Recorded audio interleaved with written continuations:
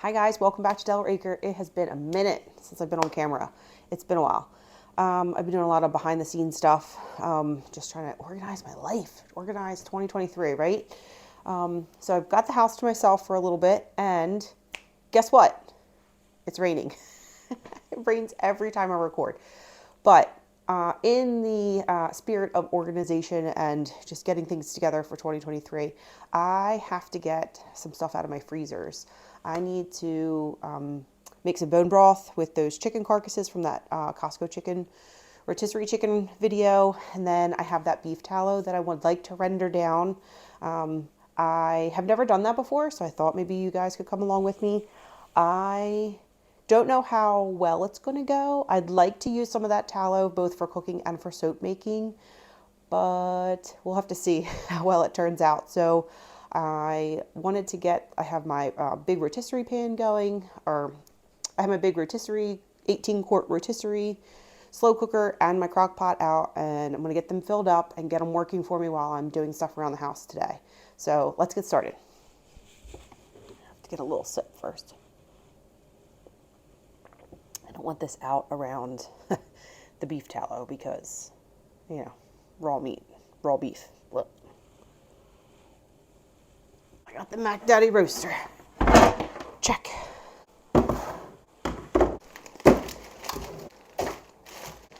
little bit of chopped celery. And then these, I have these leeks. These are leek tops. So I'm going to put them in the broth and see what happens. I think it's going to give it an onion flavor, but they're getting freezer burnt, so I need to use them.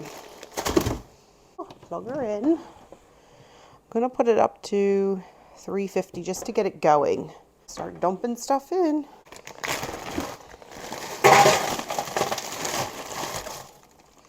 These are scraps from the last time I made broth. These I think are from some wings that I made. I saved the wing bones. These are also some chicken bones that I saved.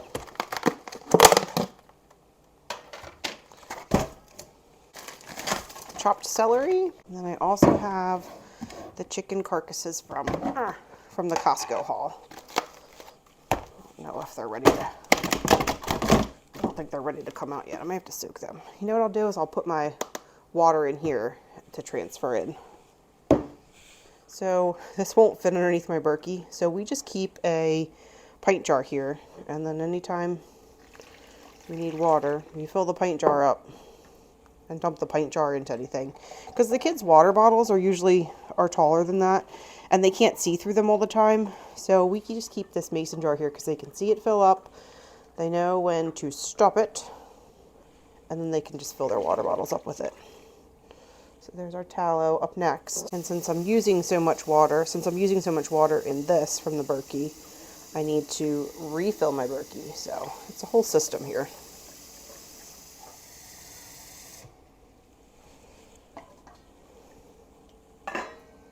Drained it.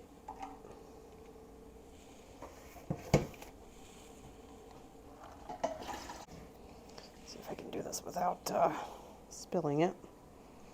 Dun, dun, dun, dun, dun, dun, dun, dun, dun, dun.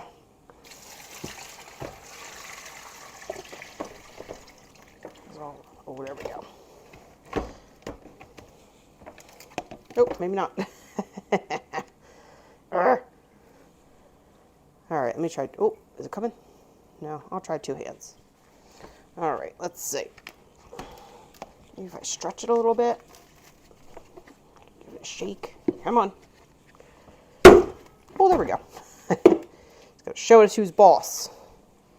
All right, so these are all still kind of frozen together. So what I will do is I actually have jugs of water in the basement. Like every time I get to a grocery pickup, I get a gallon of water. So I'll go grab one of them and fill it up with that. I brought two up just to be on the safe side. I don't know how anybody does anything with long sleeves in the kitchen. I'm constantly doing this, and then I end up just taking my long sleeves off because they're always falling down. Always. Some water going in.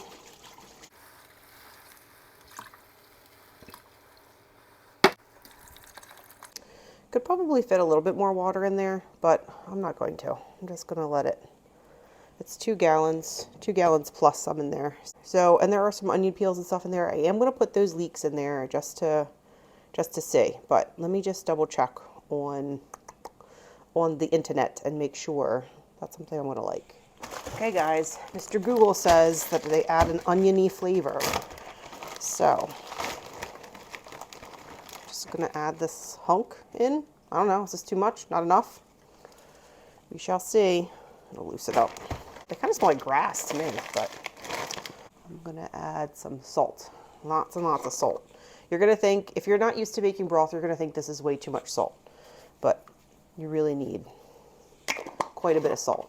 Or you can leave the salt out, and then if you cook with it, you can add the salt in as part of your recipe.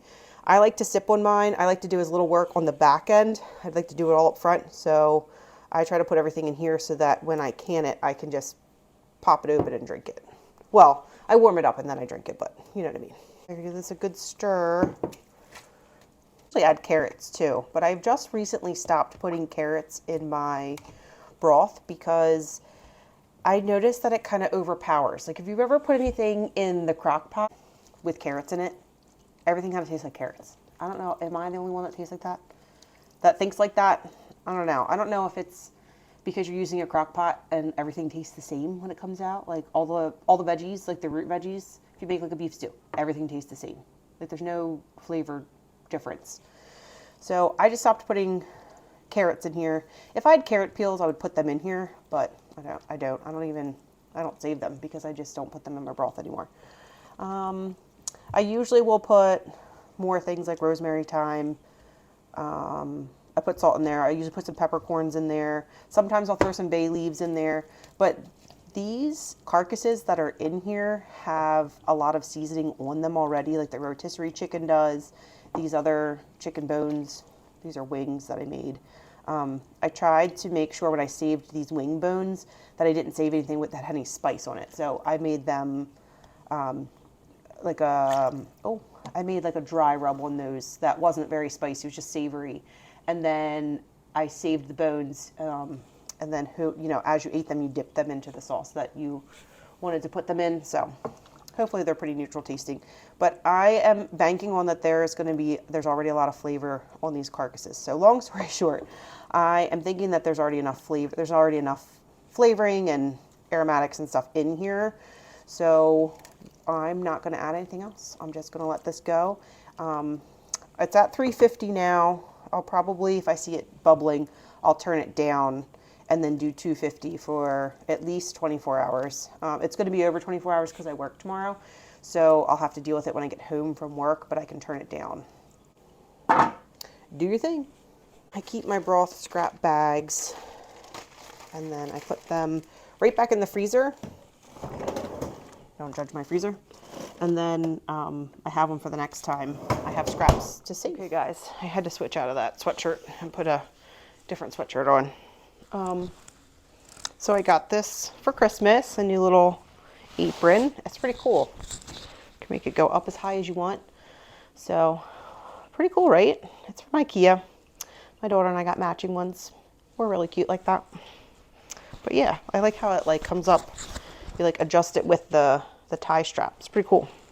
Also, I can't stand having my hair down anymore. I don't like to really have it down in the kitchen anyway. So we'll put it up and out of the way, right? Okay, let me pull my sleeves back up again.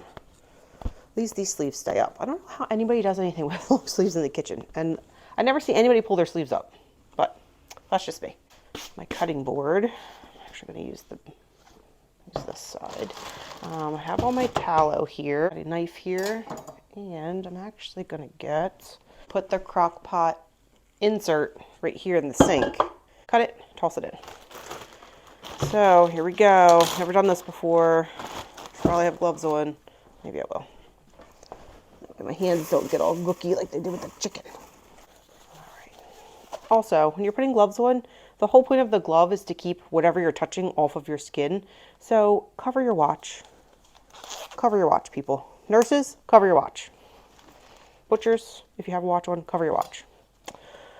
All right, so I'm not sure if like this stuff is supposed to go in there. I don't know if this is like will this cook off? I'm not sure. It's kind of coated in it, so I don't know.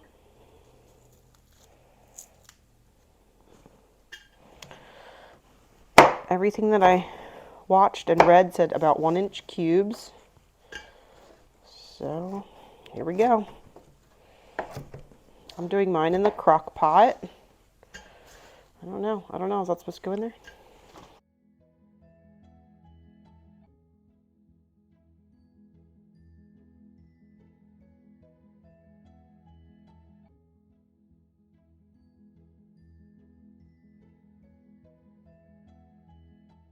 Still a little frozen. I just took it out this morning. But it's kind of crumbling. Like it's turning to smaller pieces, I guess.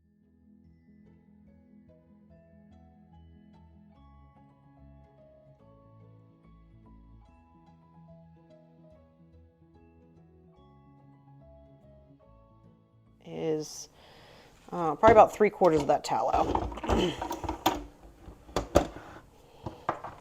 And I ended up making a mess of it, but it is like almost mounded up. So I think I'm supposed to put it on. I think I'm gonna do high until it gets like bubbly. I'm gonna put some water in too. Half a cup. So I'm just gonna put like half of this water in. And that is supposed to keep it from scorching on the bottom. Lid on and keep an eye on it. It's the slow cooker section of the kitchen. Now that I have the crock pots and the roaster going, and they don't need my attention, I can turn my attention to cleaning up that beef fat. I feel like it got everywhere. It got on the floor, and the cutting board was hard to get cleaned off. So I'm using like super hot water and just kind of cleaning everything off there. And I had to unload my dishwasher in order to reload it. And I absolutely hate doing that, but I forgot to empty it before I got started. Okay, you'll hear my washing machine in the background, but it's been just over an hour, about an hour and 15 minutes. And the stuff on the outer sides is starting to cook down a little bit. See the difference in the color there? Just stirring it up here.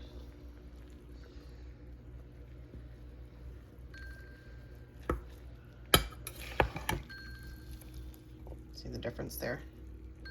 So we don't want anything to scorch, so we're gonna turn it. And my watch is going off.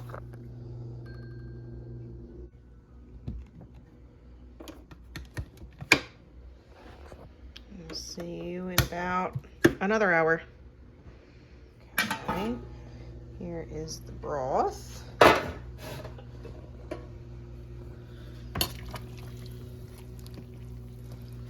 I can smell those leaks. I hope I don't regret putting them in there. Still have it on 350. I'm going to keep letting it stay on 350 for a little bit. Maybe another hour when I check the tallow again. Okay, it's been about an hour and a half. Oh gosh, I can't get this off. Ooh. It smells very beefy. Alright, so I am going to turn this down. Got some liquid in there. I'm going to mix this real good. I'm going to turn it down to low, and then I have to go do school pickup. And then maybe we'll get our first rendering out when I come back. Can you hear it?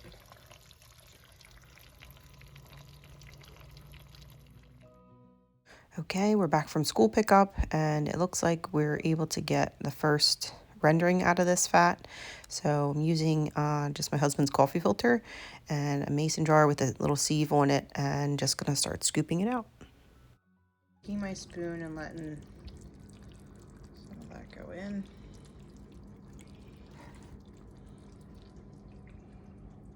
It's dripping down in there.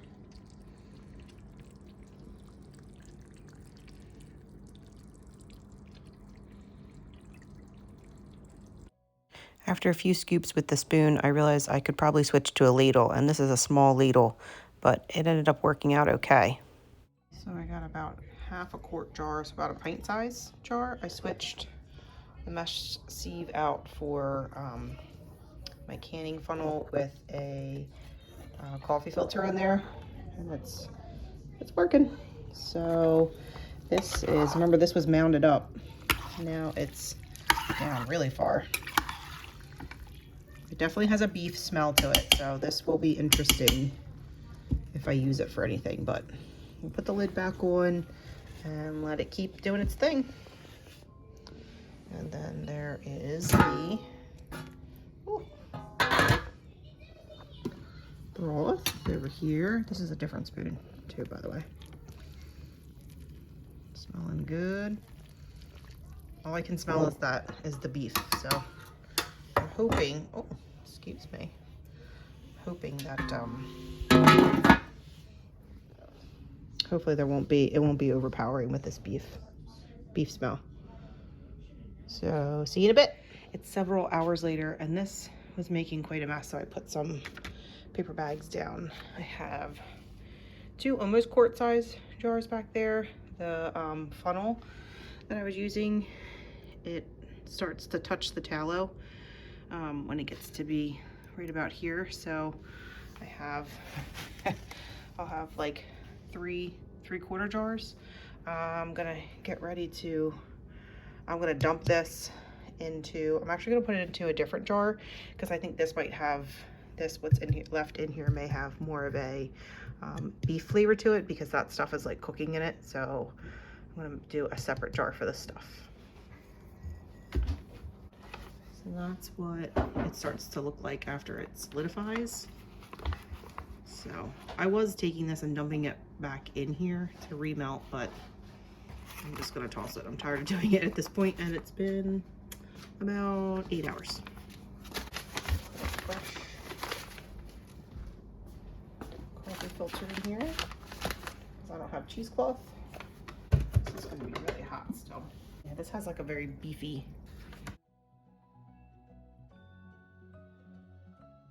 This is just dripping through there.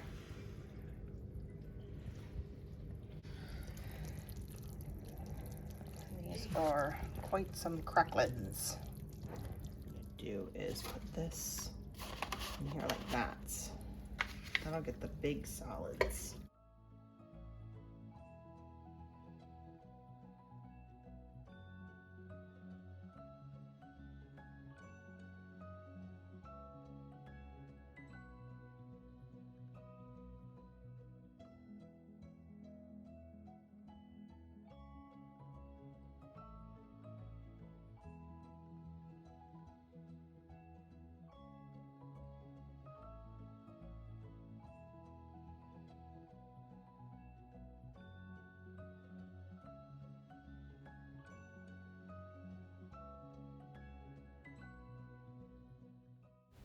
Putting these paper bags down turned out to be a great idea because it made for much quicker cleanup. There were still a few areas where some drops of fat had dripped onto the counter and solidified, and I had to hand scrape them off. But these 3 jars are almost full, and they have cooled off, so they're that really cool white color. Those 2 smaller jars I end up combining into 1 pint jar of the yellowish stuff is the warmer of the fat. And once it cools off, I will put these jars into the 3 bigger jars into the freezer and the smaller one into the fridge to start using. Okay guys, it's been all day yesterday, so it's been 2 days almost, and the water level has gone down quite a bit. And I think that some of that color is from the seasonings that was on some of the chicken. But I'm gonna go ahead and get this out and strain it into some containers, and it's actually pretty chilly outside, so I'm gonna just put it outside and let it cool out there. So I'm gonna go ahead and get started. I have these food containers like this. I got them from Costco a while ago, but they're 4 liters, and I put a mesh strainer right on top. And I just happen to have 2 of them. So I'm gonna go ahead and strain this out. I found it's easy to use. Instead of using a ladle, I like to use a measuring cup. That way your hand doesn't get, you can scoop out a cup, obviously, but your hand doesn't get wet either. And this stuff is super hot.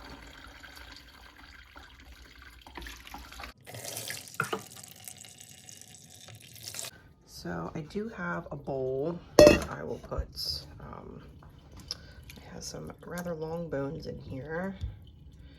And ideally you should be able to break these easily, but this one's not breaking. So I'm not sure how gelatinous this bone broth will be. I would have liked to have let it go a little bit longer. However, here's another big one. My husband said he couldn't stand the smell of it anymore. So it's not a bad smell. This is not a bad smell by any means. It smells like chicken noodle soup. But after you've smelled it for over 12 hours, you kind of get sick of it and you are ready to not, there's another big one, to not smell it anymore. So these are turkey leg bones, and then these are chicken leg bones. So if you look at, pull it out here, you should be able to pinch that, and that's how you know you got enough out of your bone. Definitely a chicken bone, okay. And then this one, I'm not sure. This might be a turkey bone. Oh, yep. Yeah, so I might just have to squeeze harder on those other ones, but yep. So I'm gonna go ahead and strain the rest of this out, and then I'm gonna put these 2 containers outside to let them cool.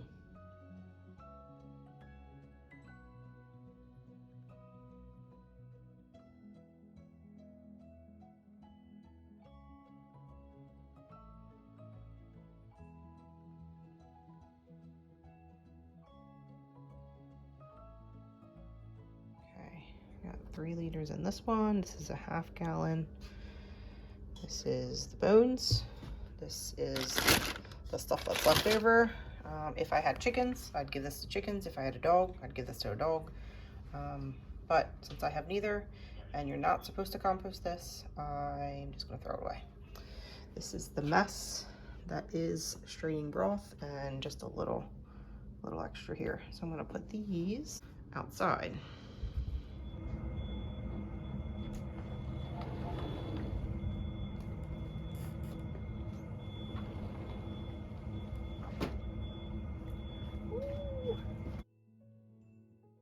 And of course, as soon as I got them all situated outside, it started raining, so I had to move them underneath our little pergola here.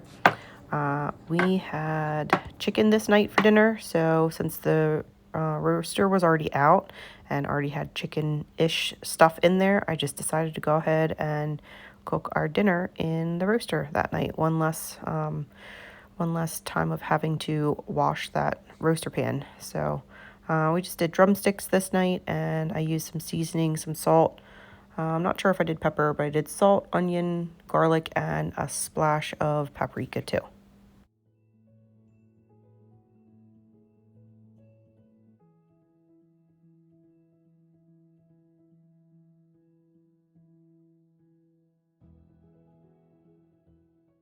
Now that I have the roaster going again, it's working for me. I'm going to go ahead and get these bones into the dehydrator. And what I'm doing here is just picking any leftover meat or wet stuff off. Some of it can just be like vegetable sludge or something left on the bones. If you leave it on there, it takes a lot longer to dehydrate them. And I'm just going through and kind of just seeing if I can break some of these bigger bones just to gauge how much collagen and nutrients I got out of them. And these bigger turkey bones looks like they still had a lot of stuff left inside them, but that's okay. Next time I might try to do this in a pressure cooker instead. But here these are the smaller bones, and I'm just getting, like I said, I'm getting all that wet stuff off of them so I can go ahead and put them in the dehydrator. And once they are dehydrated, I will put them in the blender, grind them up, and make like a powder, and it's bone meal for the garden. While to some this might seem tedious, to me this is one of the best ways to make sure that nothing from the animal goes to waste, and we utilize all parts of the bird as much as possible.